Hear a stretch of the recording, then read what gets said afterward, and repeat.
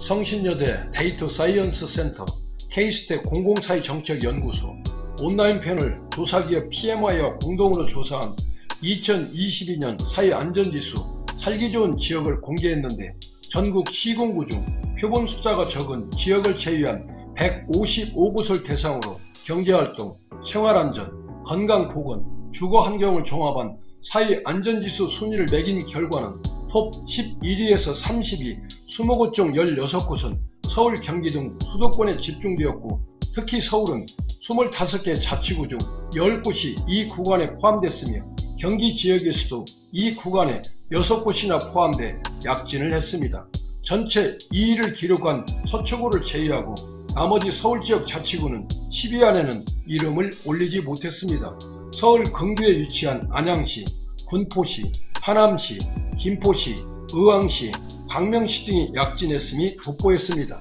서울을 제외한 특광역시 중에서 톱 11위에서 30위 안에 든 곳은 대전이 유일했는데 대전 유성구는 22위, 서구는 29위로 유성구는 경제활동이, 서구는 건강보건에서 강점을 보였습니다.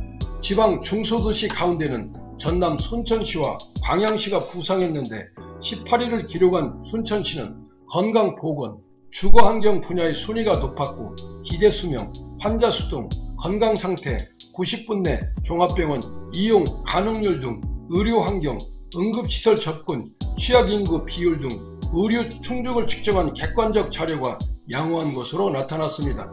수도권이 지방에 비해 상대적으로 높은 점수를 받은 건 사실이지만 모두 좋은 점수를 받은 건 아니었는데 도시 집중화의 문제와 농촌 소멸의 근본 대책 수립으로 대한민국이 헤쳐가야 할 삶의 목적지와 방향에 대해 지금 날씨만큼 차가운 이면의 현실을 살펴보도록 하겠습니다.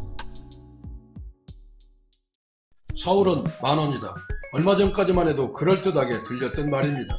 그러나 오늘날에는 서울에서 이 말처럼 흔해 빠진 말도 찾기 힘들 것입니다. 이제 서울과 서울 시민은 만원임을 느끼지 못할 만큼 일상이 만원에 길들여졌다고나 할까요? 어디를 가든 발길에 채이고 걸리적거리는 게 사람일 만큼 서울은 초만원입니다. 사정이 이런데도 서울로만 몰려드는 까닭은 무엇일까요? 한마디로 말하면 권력과 부의 집중 현상이에요. 기회의 집중이기 때문입니다. 서울공화국의 특별시민과 대한민국 보통 국민이 서로 상대방을 보는 이중잣대를 엿볼 수 있는 대목입니다. 지방대학 교수들은 서울 집중을 나무라면서도 서울에 못 올라와 안달이고 그런 점은 판검사나 회사원이나 마찬가지라 말할 수 있겠습니다. 또 본 적은 보통 국민이었을 서울시민 태만은 서울에서 못 살겠다고 아우성을 치면서도 서울을 뜨지 않으려고 발버둥을 치는데 어쩌다 떠밀려 가더라도 대개는 못만 가고 있습니다. 이러한 배경의 이유에는 서울의 문화와 교육의 집중력 그리고 성취도가 가장 높은 곳이기 때문이라는 서울의 매력이 숨겨져 있다고 볼 수가 있습니다. 하지만 편리함과 편안함 뒤에는 반드시 대가를 치르게 되는데 교통체증에 따른 경제적 손실 비용은 매년 3조 원을 넘어서고 있고 교통난으로 정확한 약속시간을 정할 수 없는 사이로 엇박자가 이뤄지고 있으며 환경문제, 하늘 높은 줄 모르고 치솟는 집값 상승으로 인한 주택 문제는 그렇게 갈망하던 서울 생활의 회색빛으로 미세먼지와 함께 가슴을 짓누르고 있다는 점을 부인할 사람은 극히 드물 것으로 추론해봅니다. 저출산과 지역 간 유출에 따른 인구 감소로 소멸위기에 처한 기초지방자치단체들이 인구 감소 지역으로 전국 89곳이 지정돼 급기야는 정부 지원으로 해결책을 모색하려고 하고 있습니다. 인구 감소 지역에는 부산, 동구, 서구, 영도구와 대구, 남구, 서구, 인천, 강화, 웅진군 등 3개 광역시도 포함됐는데 인천은 모두 섬지역으로 군단위였지만 부산과 대구는 모두 구단위 지역인데 이에 대해 행안부는 도심 공동화로 인구 감소 어려움을 겪고 있는 지역이라고 설명했습니다. 도별로는 경북과 전남이 각각 16개 시군이 지정돼 가장 많았고 이어 강원과 경남, 전북, 충남, 충북 순이었습니다. 수도권인 경기도에서도 이계군, 가평, 연천군이 인구 감소 지역으로 지정이 됐습니다. 내년부터 신설되는 지방소멸 대응기금 매년 1조 원씩 10년간 지원을 인구 감소 지역에 집중적으로 투입해 일자리 창출, 청년 인구 유입, 생활 인구 확대에도 나서게 되는데, 또 인구 감소 대응과 관련한 국고 보조사업 52개, 2조 5,600억 원 규모에 대해서도 공모시에 가점을 부여하고 사업량을 우선 할당하기로 했습니다. 지금처럼 지방 인구가 줄어든다면 전국 시군구의 절반이 30년 뒤 사라질 수 있다는 조사 결과에 정부가 막다른 대응책으로 내놓은 궁여지책이라 여겨집니다. 한 지역의 젊은 여성 인구를 65살 이상 고령 인구로 나눈 값인 지방 소멸 위험지표를 참고한 결과로 볼 수가 있겠습니다.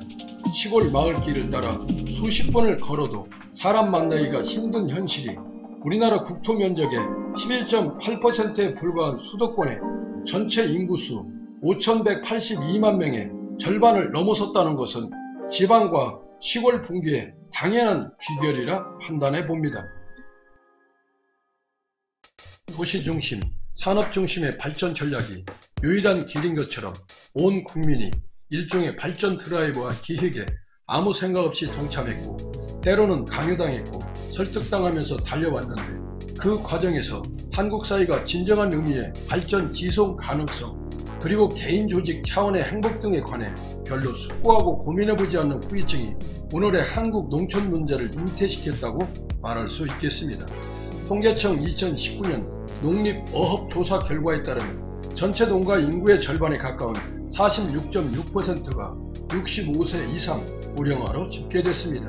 여기에 실제 농사를 지을 수 있는 농가 호당 경지 면적은 1.56헥타르로 미국 183헥타르, 호주 800헥타르와 비교하면 미래는 훨씬 더 암울해집니다. 하지만 인간이란 오직 효율성과 경쟁력을 쫓는 존재인지, 그게 아니면 영혼과 살아있는 육체를 가지고 먹고 일하며 사람들을 만나는 존재인지 근본적인 질문과 철학이 필요하다는 생각에 부딪히게 됩니다. 60년대 중반부터 70년대 초반까지는 여성들이 도시로 빠져나가 여성 노동계층을 이뤘고, 각 농가의 아들들은 교육 이주를 통해 도시의 화이트칼라 중산층으로 편입됐습니다. 농촌에는 붙박이로 지내거나 도시 생활에 적응하지 못한 청년들만 남게 됐는데, 지역 사유로서의 농촌이 재생산될 수 없게 되면서 농업 부분이 전체 정책 아젠다에서 완전히 주변화되고 말았습니다. 하지만 농촌, 농업, 농민의 지속 가능성은 매우 중요한 요소라 사회학자들은 강변하고 있습니다. 좋은 먹거리를 안정적으로 공급하고 삶과 문화의 사회적 공간을 제공하며 농촌에는 효율성이나 경쟁력만으로 설명할 수 없는 실질적인 삶과 문화가 있다고 학자들은 거듭 주창하고 있습니다. 하루 37.5명이 스스로 목숨을 끊고 사람들이 행복하지 않는 사이, 연애, 결혼, 출산까지 포기한 삼포 세대와 저출산 문제가 지속되는 사이는 한국 사회 전체의 지속 가능성 문제를 보여주는 중요한 지표라고 말할 수 있습니다. 사람다운 세상, 인간미가 넘쳐나는 농촌으로의 전원 생활이 우리들이 가야 할 당면한 삶의 목표와 방향이 아닐까 코스모스 메아리의 단견을 피력해 봅니다.